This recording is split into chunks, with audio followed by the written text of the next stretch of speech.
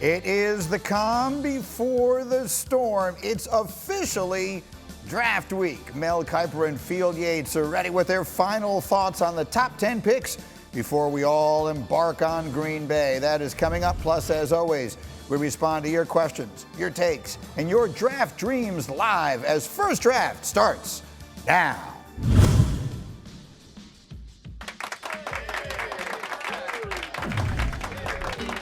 All be getting set for our flights, or in Mel's case, his drive to Green Bay. I'm flying, Field. You're flying? He's flying. Yeah, breaking news.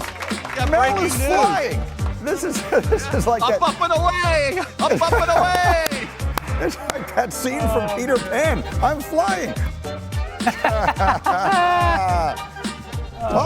We are pulling out all the stops for this draft week, I see. We are back for First Draft. And if there feels like there's a little extra excitement in the air, it's because we have finally arrived at the week of this NFL draft, and it will be fascinating. They are, as always, Mel Kiper and Field Yates. I am Greeny. We're live with you twice a week, every week, but we're coming to the end here. We're usually on Mondays and Thursdays. This Thursday we'll be at the draft. Next Monday we'll be breaking it all down. We're on the NFL on ESPN YouTube channel, on ESPN2, wherever you get your podcasts. Last week, we ran through Mel and Field's alternating mock draft. You can go to the NFL on ESPN YouTube channel to see it. You can scan the QR code on your screen to access the entire First Draft YouTube playlist. And before we get into today's action, Field, I think you will appreciate this.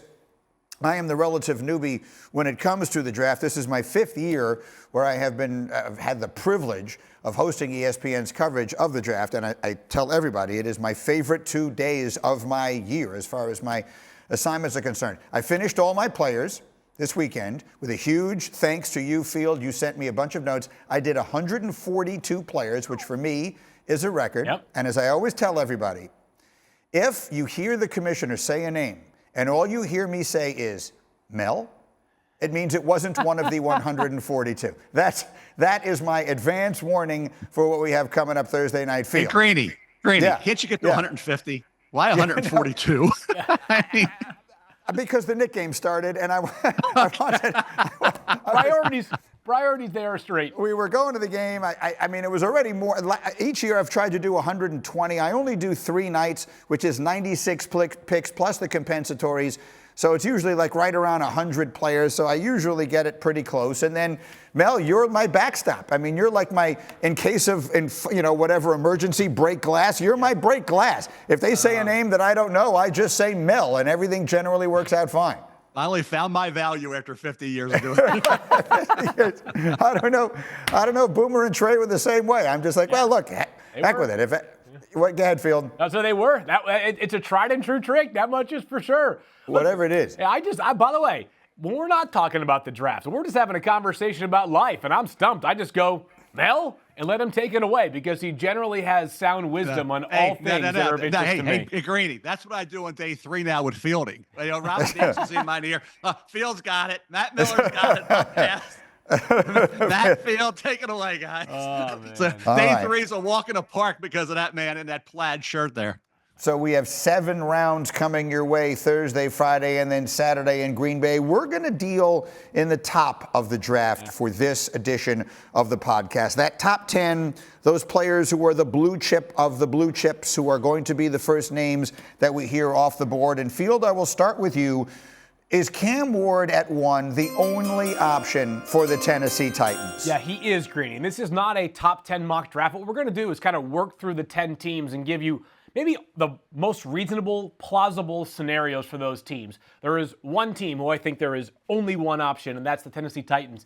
Taking Cam Ward, the quarterback from Miami, just look at the way their entire offseason has been architected. They have not really done much in terms of padding the depth of that. I guess they have padded the depth of the quarterback room, but they haven't found a legitimate starter if they wanted to supplant Will Levis through the draft, through free agency or a trade. So Cam Ward, who's the 6th overall player on my big board, who led the FBS with 39 passing touchdowns last year, will be the Tennessee Titans quarterback come Thursday night, a little after 7 o'clock Green Bay time as the draft gets rolling. Mel? Yeah, he has to be for them because they are a team with Brian Callahan wants to handpick their quarterback. And like I said, he wants a guy that can throw it all over the yard when everybody knows you're throwing. This guy has the arm talent. GM coming from Mahomes. Kind of, you see those arm angles that Mahomes throws from. So I think they're trying to hit a grand slam or a home run here. That's what they're trying to do. They're trying to swing for the fences here. And that's what they want at quarterback. And like I said, the days of the single double are over. So this is what you're trying to do. You're not taking the best player in the draft, number one here. You're not taking the second, third, fourth best player. Okay. You're probably taking anywhere between the 5th and the 10th best player. Field, I'll ask you. I have Cam Ward at 6. Yep. Where's Cam Ward on your board? I can tell you consensus in the league. Where do you have him? Yeah, I have him 6. And I think that's probably closer to the high end of where many in the league evaluate him. He does have some huge fans in the NFL, but there are other people that are more skeptical. Actually, Shefty had a column that dropped on ESPN.com today in which he noted one general manager doesn't have a first-round grade on any quarterback this year. So we've been talking about Shedeur Sanders and Jackson Dart maybe being further down the board from Cam Ward, but this particular GM feels like none of these quarterbacks are worthy of first-round picks. I do think, though, given how Tennessee's offseason has unfolded, this is the only thing that is a stone-cold 100% lock as of Monday morning of draft week. Well, let me just stay on that for a minute, because I think this is an interesting question. The term quarterback tax is one that I like, because we all understand a quarterback who is the 6th best player in the draft is vastly different from a guard who is the 6th best player in the draft. Mel, you're the one that I learned all of this from, about value, the board, and all that kind of stuff. Is that the right spot? I mean, is 6-1 the right move to make for a team? Is that too much of a reach if the player is a quarterback relative to any other position? Well, I can tell you that I'm sure the Tennessee Titans have them number 1 on their boards, because boards can change the night before, the morning of, and you're going to basically assign grades to justify a pick. And you're going to say Cam Ward, if they're taking Cam Ward over a generational talent in Travis Hunter, who's unique and never seen before, and they could certainly use, or an Abdul Carter, an edge rusher that they need, who's the 2nd best player in this draft in terms of my grades, and Cam Ward isn't even in the top 5, and you're picking number 1. You pick number 1, you want the best player in the draft, but it is a quarterback. And to your point, Greeny, it's positional value. And like I say, rest assured that they have him higher than 5 or 6 on their board. So they're going to say, hey, this is the guy with incredible arm talent, played at 3 different schools, played really well, improved in the areas he needed to, which is taking better care of the football, and he's going to be our guy to get us to the level we need to get to. So again, this is new coach in terms of the quarterback, 2nd-year coach, but new coach for this quarterback. Okay, he's going to handpick his quarterback. He inherited the other quarterback, Will Levis. This GM is going to do the exact same thing. First pick, I want to try to find it has unique talent. Keep in mind, Patrick Mahomes, who we're saying has elements Mahomes. Patrick Mahomes was passed over for Mitchell Trubisky. Yeah. Patrick Mahomes didn't go in the top 8, 9 of the draft either. So he, like Cam Ward, didn't have that high grade like we talked about. Somebody traded up from 3 to 2 to get Mitchell Trubisky. Nobody traded up into the top 5, 6, 7 to get Patrick Mahomes. Unbelievable. By the way, I think the only player, so I think that the Titans are justified in their confidence in Cam Ward, especially, as I mentioned, given the context of how their offseason has unfolded to this point.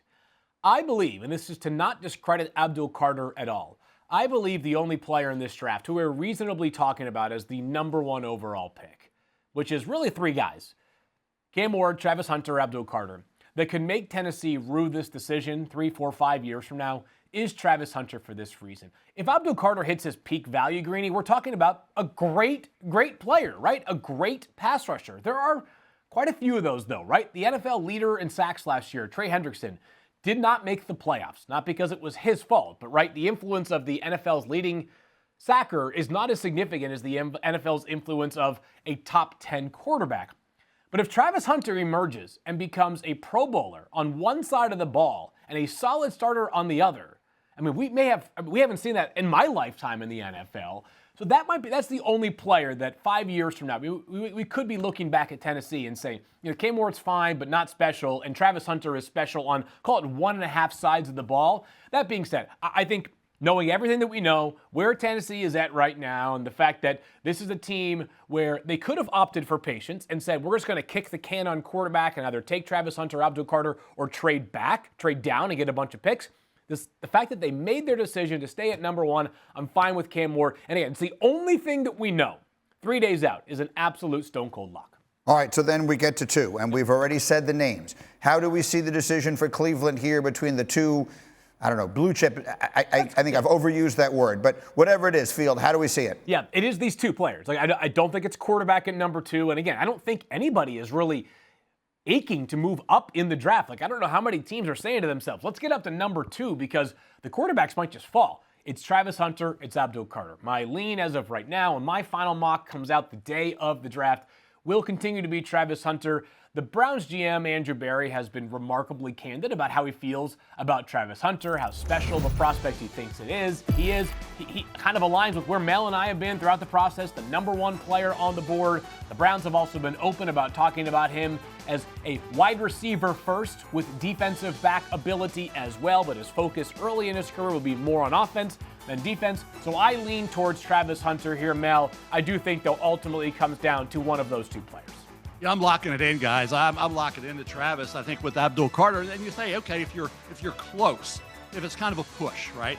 Does the foot with Abdul Carter automatically make it Travis Hunter? And I don't even know if it was a push. The Travis Hunter for them, for Cleveland, makes more sense because of the dual ability and the dual threat ability and the factor in the foot. I thought, hey, pass rusher opposite Myles Garrett, wide 9 for Jim Schwartz makes a lot of sense, right? But the juice on offense, and I had a guy to say, hey, realize this team, playmaker-wise, needs Travis Hunter. They need to excite the masses, excite the fan base, and also add to that arsenal of corners, add to that group of young corners they have on the defensive side of the ball. So I think and then the foot with Abdul Carter, when you're talking about separating 2 guys if they are close, may be that. So Travis Hunter, when you get a guy on offense at a key position, guy on defense at a key position, you got 2 for the price of 1. You talk about a bargain.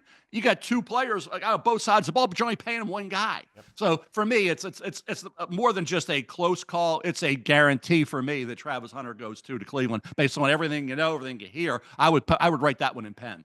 All right, so the player comp, to make your point, Mel, on Abdul Carter is Micah Parsons. The player comp on Travis Hunter is Chuck Bednarik, who was the last great 60-minute man, Concrete Charlie of the Philadelphia Eagles. Can he do it on offense and defense? We'll find out. So, there's an expression that we use sometimes. The draft really starts here. For my money, the draft starts at number 3 on Thursday night. And after a short break, these guys will tell you exactly what the Giants will and won't, should and shouldn't do. That's next. This is First Draft.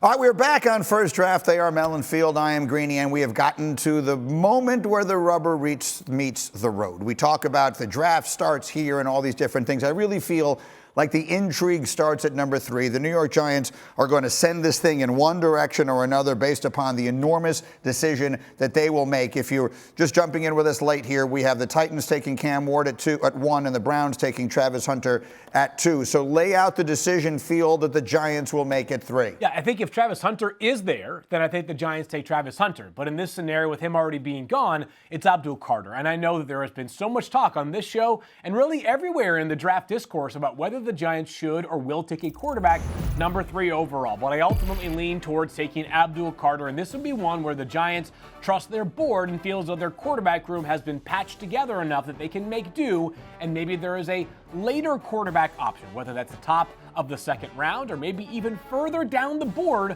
that they could bring in and develop as the eventual successor. Abdul Carter, with his 12 sacks last season, the best pass rusher in the draft, truly an incredible athlete as well. He brings great versatility. The Giants have a very strong pass rush. It gets only stronger with Abdul Carter 3rd overall, Mel. Yeah, people always say when I bring up the whole Boomer Esiason thing, that was a long time ago. Well, Lamar Jackson wasn't that long ago. When the Baltimore Ravens took another player, like 5-6 spots ahead of when they traded back in to get Lamar Jackson. It's this notion that if you take Shador, if you like Shador, you take him at 3, you don't wait. Well, the Baltimore Ravens, I think, like Lamar, and they waited, and they took a tight end, Hayden Hurst. Okay? So that wasn't long ago. That was like it was 30 years ago. Okay? So this is just recently that happened. And it's happened before even that. History tells us about how we predict the future. So the Giants very easily could take and will take Abdul Carter and then still think about getting him back into the late 1st round or taking a quarterback with that early 2nd round pick. And so, to me, it makes no sense to say, well, if you don't take him at 3, then you don't want him. You don't want him at all. That's nonsense. Yeah. Total nonsense. That if you don't want him at 3, you don't like him enough to take him in the late 1st or 2nd round, or you take him there. No, you can wait it out. And there might be another quarterback is close enough to say, hey, we're going to get one of these two guys. We're talking about Jackson Dart, Jalen Milroe, and Tyler Shutt now being second-round picks, and Sanders maybe drop into the second round like Boomer Esiason and Brett Favre and Geno Smith did when they were predicted to go a lot higher, right? So I had Boomer third on my board. He went in the second round, okay? Everybody was talking about Geno Smith in the top 10, went in the second round. I had Brett Favre with a super high grade, went in the second round. This has happened before. This notion that Shedeur Sanders is going to be one for the books is not true, but it tells us that it could happen. So, yeah, I wouldn't be shocked if that happened. I would be surprised based on grade, but I will say this, the Giants get Abdul Carter and also come away with Shedeur Sanders somehow, some way. That would be a nice draft, wouldn't it? Yeah. I think you'd be pretty happy if you're a Giants fan. Yeah, it would be, and I don't think it's going to go down this way, but it reminds me a little bit of what happened just a couple of years ago in Houston, where at least reportedly there wasn't necessarily a clear consensus in the building. Do you take Will Anderson or do you take C.J. Stroud, number 2 overall? What did Houston do? They made an audacious move up the board. They get the 3rd overall pick from Arizona, and they end up with both Will Anderson and C.J. Stroud. Obviously, if the Giants get a quarterback and a pass rusher who become on the trajectory, get to the trajectory that Anderson and Stroud are on, they would have the best draft probably of any NFL team this year. That being said, I think the winds are blowing away from a quarterback at number 3 right now, Greeny, and leaning much more closely towards either of the 2 elite prospects in this class. We believe it's more likely to be Abdul Carter than Travis Hunter, but if for some reason the Browns go Carter, Hunter is the Giants' pick at number 3 overall. Well, at Kevin Bacon's saw that in your last mock field, you had the Giants taking Shedeur Sanders at number 3, and so he tweeted, if Shedeur Sanders doesn't go top 3, shave it off, bro. So he's talking about your extraordinary hair, and he's suggesting that it should ride on the fate of Shedeur Sanders. Let's not go there because we'll get ourselves sidetracked. For a Listen to just Kevin Bacon's, whether you're related to, I guess you were just 6 degrees away from the real Kevin Bacon. It's not happening. It's just not happening. You're not the boss. The boss is Chapin Yates, and she's about 30 minutes from where we are right now, and she would say absolutely unequivocally no. Okay, I like that one. I like this one even better. This is from Simon Erickson. And Mel, I will send this one in your direction. He tweets that he loves us and listens to the show every week, which is awesome. He says, if the Giants were to take Shedeur at 3, who would be calling the Patriots and making them the best offer to move up for Abdul Carter at 4, which is to say, again, the draft starts at 3. I don't have anybody telling me the Giants are going to take Shedeur Sanders, but that doesn't mean it isn't going to happen. So, Mel, how does what the Giants do at 3 impact what starts happening at 4, which is where New England sits? Well, for else, Simon, I would say this. Why wouldn't the Patriots want Abdul Carter if he were there at 4? That's not going to happen. The Giants take Abdul Carter at 3. Then the New England Patriots have to figure out how will we best help Drake May? I think, Simon, that's the question you have to ask yourself because we're looking at Abdul Carter at 3. Trading up is going to happen. New England would love to see Carter there. If Carter's there, he's a pass rusher. They need him. Mike Vrabel needs him. But who's going to help Drake May? Is it going to be the offensive lineman, Will Campbell from LSU, or Armand Membou, which is dangerous because J.C. Latham, right tackle, left tackle didn't work. Membou would have to move to left tackle. You don't want to risk that. So if they're satisfied with Will Campbell, you take him. If you want to take an Ashton Jeanty running back to help out Drake May, whatever you want to do, this is all about making Drake May great and assisting Drake May in his development and speeding it along, guys. So that's where it's going to be. Carter goes 3. New England's all about Drake May's development, whether it's the left tackle, that rock that they need at that spot, because their offensive line, guess what, guys? Their offensive line, even with Will Campbell, doesn't look all that good on paper. Yeah, they got to double dip at some point. I certainly would be thinking. So they got some moves to make and some work to do on that offensive line. No doubt about it. So as we look at the Patriots' options at number 4 here, Greeny, again, if Abdul Carter or Travis Hunter is there, and this is the last time I'm going to mention those 2 names because I think the floor for either of them is number 4. Patriots sprint the card in, it's all done.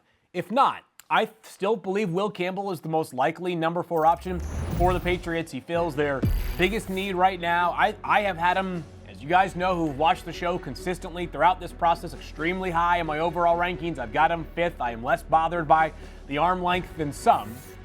But if the Patriots aren't sold on Will Campbell, Mel mentioned Armand Membou, the only other name that I would bring into the conversation, and this is not based off of what I am hearing, nor would this be a player that I would take if I'm the Patriots at number 4 overall, Greeny. But because of the greatness of this prospect, we have to probably mention Ashton Jeanty until he is off the board, right? The Patriots have Ramondre Stevenson, a far cry from the player that Ashton Jeanty can be at the NFL level.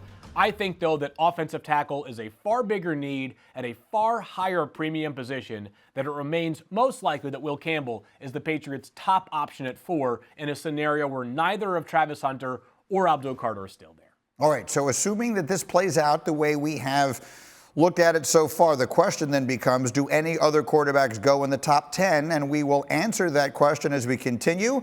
In just a moment, you're watching First Draft, and we'll be right back. We continue on the First Draft podcast. Mel and Field, I'm Greeny, and we are going through what we expect the top 10 to look like on Thursday night as we have finally arrived at the week of the draft. We have arrived at picks 5 through 7 and what each team should be presented with when it's time for them to make a selection. So let's go to Jacksonville at 5. Field, what do you see? Okay, so I think we've all been thinking throughout the process, Mason Graham, right? The second best defensive player in the draft in terms of just defensive players, Travis Hunter being excluded, right? Jaguars are bad everywhere on defense. I think Mason Graham is a name that we need to monitor, but I would not be surprised based off of Adam Schefter's reporting this morning that Mason Graham is a lock to go to Jacksonville at number 5. Other names to mention, if they do go defense, Jalen Walker, Georgia pass rusher, has incredible character, and their GM, James Gladstone, has used this very specific phrase, Greeny, on multiple occasions. We want intangibly rich players. I haven't heard that phrase previously. I will probably now use it myself going forward. Jalen Walker, very good player with great intangibles. Here's where things get interesting for the Jaguars, though. They hired who this offseason as their coach?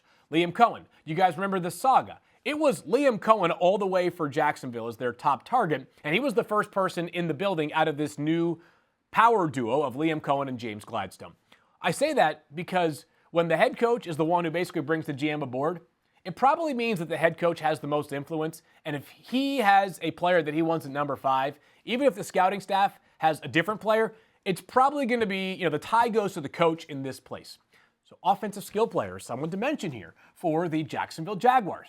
Could that be Tyler Warren? Could it be Tetairoa McMillan, who, as Shefty noted this morning in his column, some people believe has some Mike Evans to his game? Liam Cohen just so happened to be most recently the Bucs offensive coordinator. So perhaps the Jaguars, who this offseason said goodbye to Christian Kirk via trade and have had some shaking up in that wide receiver room, they can build around Brian Thomas Jr. and T-Mac, along with Diami Brown, signed to a 1-year deal this offseason, Mel. Perhaps skill player on offense is a lot less far-fetched than I would have thought it was maybe a month or so ago.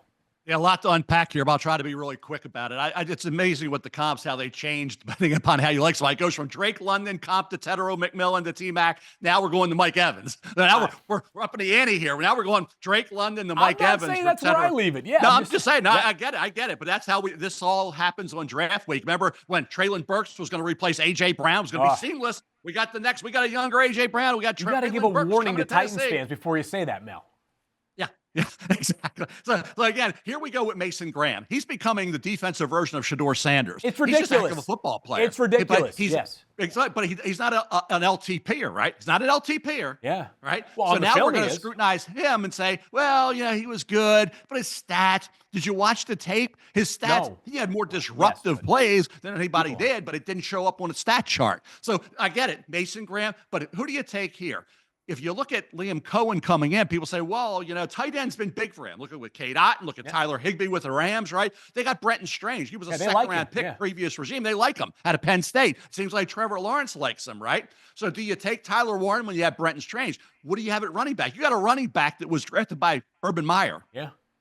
Travis Etienne in the first round, right? Yep. You got Bigsby, right? Do you draft Ashton Jeanty to help make Trevor Lawrence better? To get Trevor Lawrence to the level on a consistent basis we always thought he would be at, which is outstanding. Yeah. He hasn't been there on a consistent basis. So for me, what do they do? Jacksonville's going to be really interesting because you got an offensive guy as the head coach. And like I said, you're going to sit there and looking at Tyler Warren. You're going to be sitting looking there at Ashton Jeanty. And you mentioned the defensive players, Graham and Walker. They got a choice of what they want to do. Again, it's going to be that's down to the pivot point because Graham's been basically mocked there for 3 or 4 months. That's what I would do. Yeah, let's go to 6 as we try and keep it moving here. We'll try and get through all 10 of these in the time that we have allotted. We will see because you guys just know so many things. 6, the Raiders, the new regime. We got Tom Brady in the midst of it all and Pete Carroll and everything else. What do you see as the options for the Raiders, Mel, at 6? I think it's Jeanty. I think it's Jeanty, or if they want to go in Armand Membou, that's where you look here. You look for the offensive line, or you look for the running back. And Jeanty is the guy we penciled in all along. And I had people screaming at me saying, "Oh, you can't go running back at 6. It's too high." Now we're talking about at 5 and 4 running back Ashton Jeanty. He's the 4th best player. To the point about New England with Will Campbell. Will Campbell's 9 on my board. Jeanty's 4. So you're picking 4. You want to get a guy at 3, 2, 1. Jeanty's the closest guy that makes sense from a grade standpoint, unless it's a quarterback for positional value. And that's not what we're talking here. So I think for Jeanty, for the Raiders, Armand Membou, I get it. Offensive right tackle, probably a future Pro Bowler. I think Geno Smith. This is to help Geno Smith. Pete Carroll wants to run the football. They couldn't do it. If Jeanty's there, I would be shocked if they didn't take him. If he's gone, Armand Membou.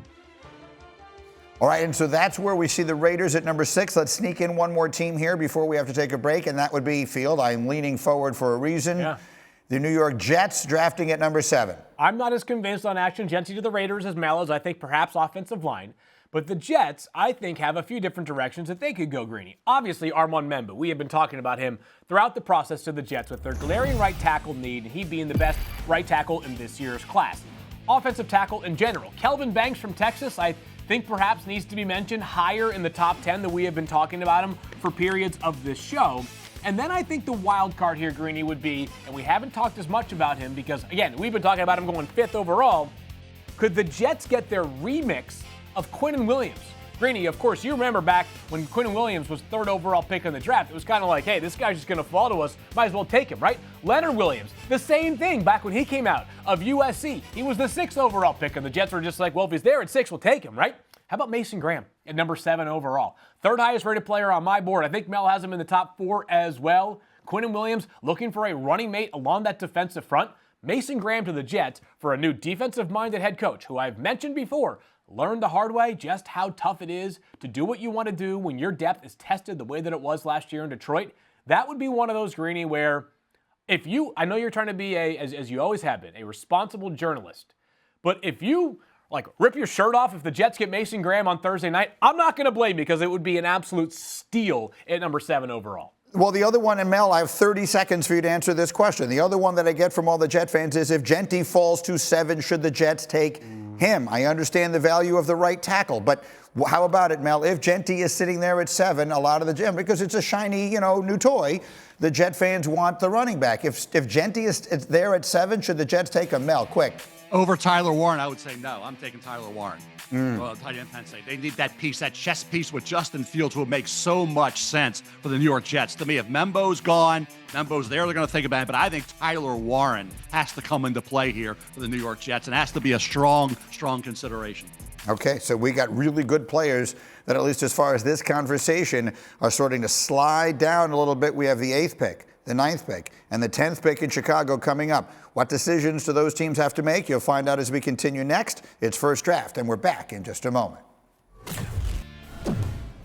All right, we are back on First Draft with Mel and Field. I am Greeny, and it is just so interesting. This is a really good conceit that we have here the week of the draft, taking a look at the teams in the top 10 and the decisions they will most likely have to make, because everything is codependent. As we said at the beginning, I think things start to fall into place at 3. 3 is where the pieces start getting put into the jigsaw puzzle, and that's where decisions will get made. So let's get to Carolina at number 8. Field, the Panthers come up there. We've seen what's happened so far. What direction, or what decisions, I should say, does Carolina have to make? If it was made just off of need, I do think a pass rusher would make a lot of sense for Carolina. The good news for Panthers fans is that you might have a marriage point or a mesh point here of need and value, right? So you could have a guy like Jalen Walker, who's the 9th overall player on my board. He would go number 8 in this scenario to Carolina. His teammate, Mykel Williams from Georgia, also a consideration here for Carolina. We keep talking about Tyler Warren until he is gone, but let me give you one position that I wish we had brought up a whole lot sooner for the Panthers as we discussed team needs during the past few months. Offensive tackle. The reason why is their current left tackle, Ike Ekwonu, is going into a contract year unless they pick up his 5th-year option, which the team was non-committal on recently. On top of that, the right tackle, Taylor Moton, also going into a contract year here, Mel. I think if Armand Membou made it to number 8, the Panthers would sprint that card in. Offensive tackle is not a need for tomorrow, but it's a need for 2026. Do not dismiss it. I think Kelvin Banks once again comes into play for the Panthers at number 8. Yeah, Kelvin Banks Jr.'s name's going to come up a lot now. And when you make your calls and you hear conversations, everybody says, Kelvin Banks Jr., people have moved down a little too far.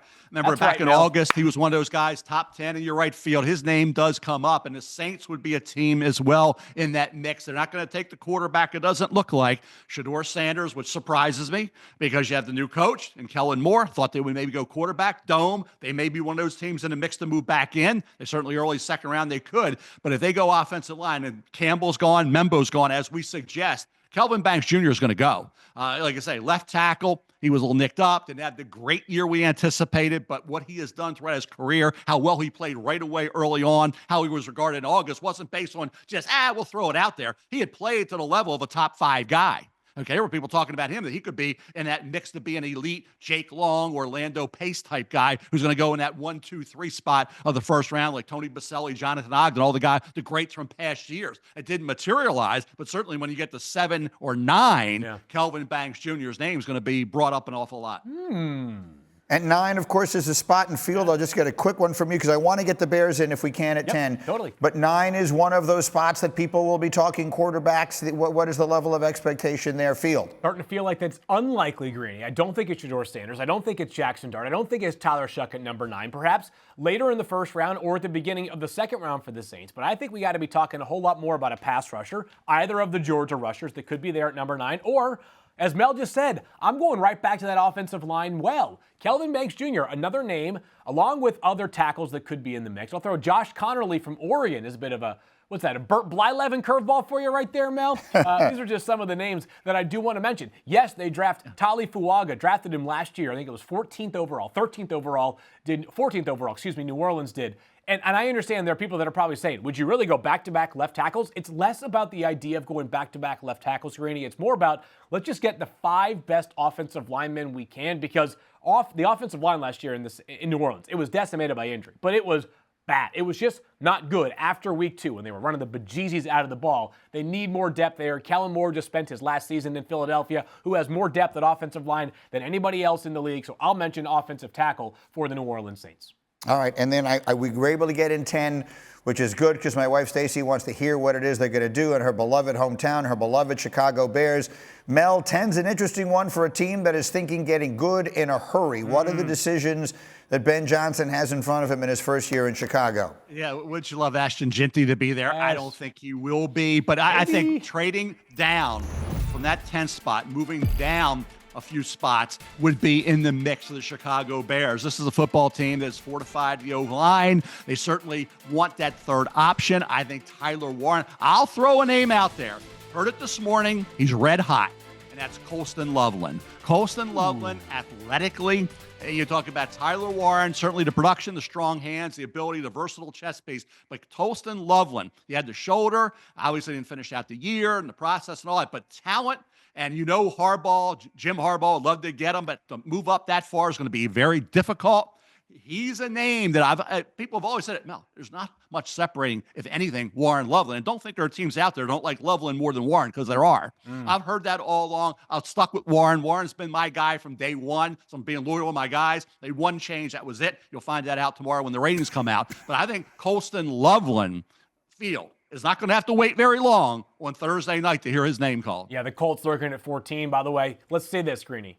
And for Stacy, really to Stacy, with all due respect, Greeny. Stacy, the good news is if Ashton Jeanty is there, I think 10th is the absolute floor for Ashton Jeanty. I think the Bears say, thank you very much, we'll take him. I think there's aspirations that he could be a Pro Bowl player right away in this Ben Johnson offense. If he's gone, though, we go right back to offensive tackle. I know I keep saying the exact same thing. I'm sounding like a broken record. But what do we talk about every November and December, Greeny? It's all these teams with god-awful offensive line play. You are going to see offensive tackles go off the board early in this draft. So I will mention Kelvin Banks one more time to the Chicago Bears. As if Will Campbell is somehow there, I don't think he will be. He will be named to consider offensive tackle, Ashton Jeanty, Tyler Warren, maybe a pass rusher. A lot of options at number 10. What do you got, man? Let me say one thing for all our listeners. Don't forget about the guy that people said to me this weekend would have been the number 1 offensive tackle. Ahead of Campbell, ahead of Membou, and ahead of all these guys, Banks, it would have been Josh Simmons. If Josh Simmons would have gone through that gauntlet of games and played to the level he had up to that Oregon game when he had the knee injury, okay, and gone through against those pass rushers with his skill set, right? Remember, his father had been in Major League Baseball, right? His uncle, Fuamatu Ma'afala, right? All the things that were going on with Josh Simmons, the way he had improved. He cut down, he eliminated the penalties, which were a problem at San Diego State and at Ohio State. Right tackle, left tackle. He can play guard. Keep in mind, nasty, right? Gets after you. He can be a guard. Josh Simmons, do not sleep on him. Teams are back on him as a guy's going to go a little higher than that late first, early second round area a lot of people were talking about. Yeah, can I just quickly, Greeny, not to steal Chris Berman's thunder, which I can never do, but that was one of the great Berman Boomer nicknames way back in the day. Chris Fuamatu, that's a bad malafala. That was an all-timer right there from Boomer. Josh, well, you threw me with that one. Josh Simmons is an interesting prospect, no question. Missed so much of last year with the injury. Okay, we have gone through the top 10, but after a brief break, we will come back. We got Orange Crushers, we got our guys, which means the names you're going to hear that maybe you're not that familiar with, but you absolutely want to be, because they're going to make a difference for your team. That's next. It's First Draft, and we're back right after this. It makes me sort of sad to say this, but this is one final time for our Orange Crushers and one final time for our guys before the draft this week. This is my favorite thing that we do because, quite candidly, any knowledgeable college football fan will, by the time we get to here, know the names at the very top of the draft and just wonder where they're going to go. But here's where you hear the names are going to go, maybe late in the night on Friday, maybe into Saturday, which is when NFL teams are really built and where the differences are really made. So let's do it. We're going to get to the Orange Crushers in a minute, but first, let's do our final We Got a Guy segment. Mel, who is your final We Got a Guy for the 2025 class? Seems like it's been to multiple schools. My guy is, I'm going to say, my theme of this for Orange Crush is stay in your lane. Stay in your lane, guys, okay? It's always a wise thing to do. Stay in your lane. I'm going to go to Jaylin Lane. I'll stay in that lane, a fast lane, right? That's the fast lane. The 4.3, 440, 5'10", 191 pounder. Middle Tennessee State, he averaged 15.5 a punt return. And don't forget about that. 15.5 a punt return, second nationally back in 2021. Goes to Virginia Tech. He's showing big playability. Look at the run after catch ability for a guy who can fly, right? He can fly, 40 vertical as well. Jaylin Lane, his punt return skills, kick return skills, dynamic. He's also a flyer outside. Hey, how about jet sweeps and reverses? He did a great job in that area at Virginia Tech as well. So Middle Tennessee State star, Virginia Tech star, dual versatility with the receiving entity he is, with the speed, and then the outstanding return ability. You can make an argument he is one of the best, if not the best, return man in this draft. Love Jaylin Lane, wide receiver return man out of Virginia Tech, as my guy. I thought this was Orange Crushers with the way that you're talking about a guy who I think will go somewhere on day 3. I also misunderstood the assignment. I thought we were going back to who are our bang the gavel guys, and I'll give you 2 for the price of 1 because I'm in a giving mood right now. We've been talking about him throughout the show, but Texas offensive tackle Kelvin Banks, who was my guy at the beginning of the process, and water has found its level. Again, 3-year starter. He's got an 85-inch wingspan. Excellent athlete. Off the charts character. This guy helped catalyze the turnaround for Texas football. I think he finds his way into the first 10 or 12 picks. Not too far behind him, though, is another offensive lineman, and I can't help myself. Donovan Jackson from Ohio State. How good was this guy? Mel's been calling him the MVP of the national champs this past year. He's an All-American guard. The left tackle, Josh Simmons, gets hurt, as we were just talking about. What happens? They say, Donovan Jackson, can you play left tackle? By the end of the season, this guy looked like he could be a career left tackle in the NFL with the way that he played during the college football playoffs. I'm looking for guys that I can count on from the day that we draft them. If there is a player who fits that more than Donovan Jackson in this year's draft class, let me know. I've got him as the 20th best player in the class, Greeny. I don't think he'll go that high. I think it's more likely late 1 for Donovan Jackson, but sign me up for a team taking Donovan Jackson somewhere in that range, 20 to 32.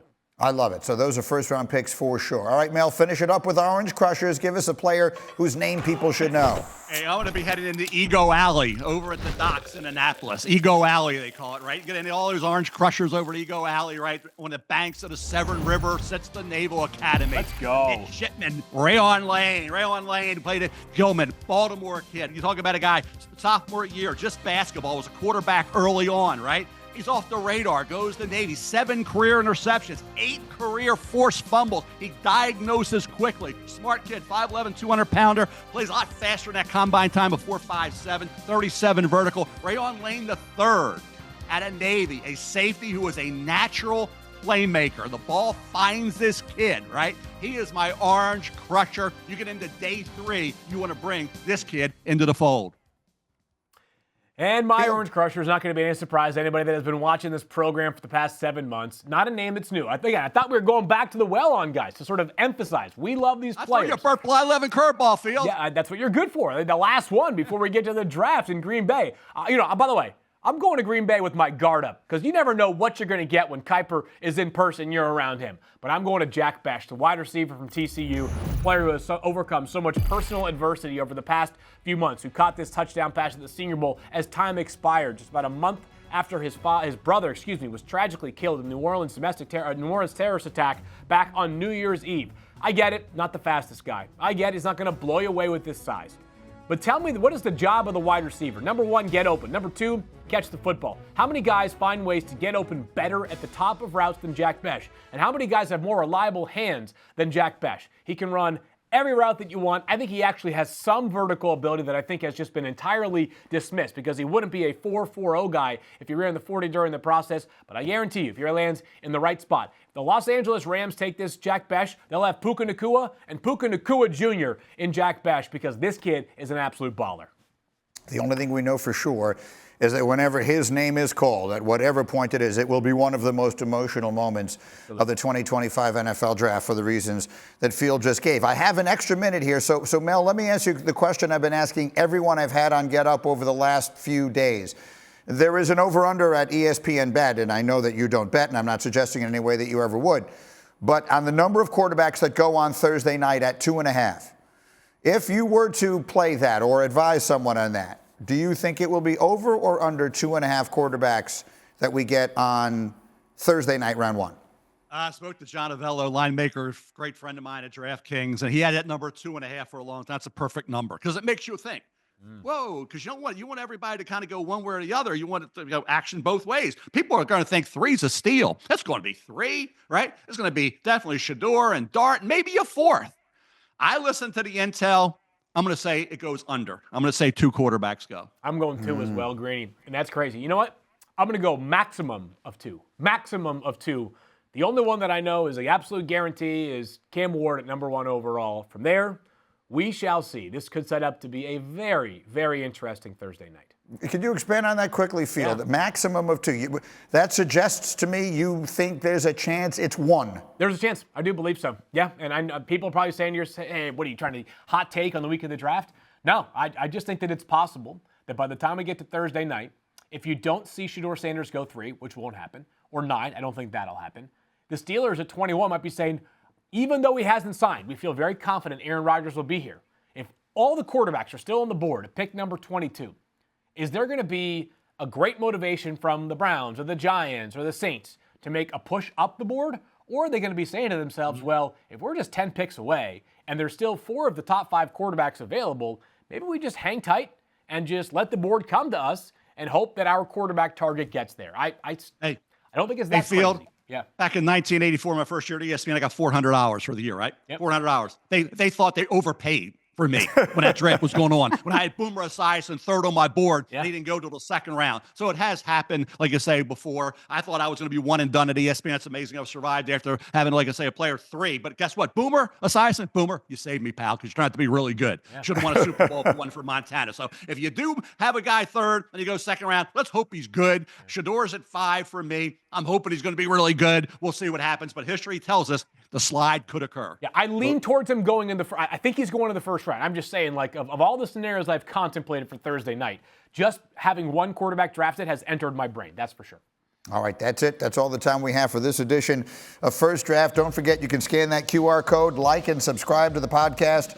Be with us every Monday and Thursday for full NFL draft analysis, and send us your questions and thoughts using the hashtag First Draft for a chance to be featured here on the program. We have 2 shows remaining. We'll have a special edition on Thursday, and then on Monday we will be with you with all of the bells and whistles following the draft, recapping it all, and giving the guys final grades. We cannot wait. Green Bay, here we come. For Mel and Field, I am Greeny. Let's do this thing.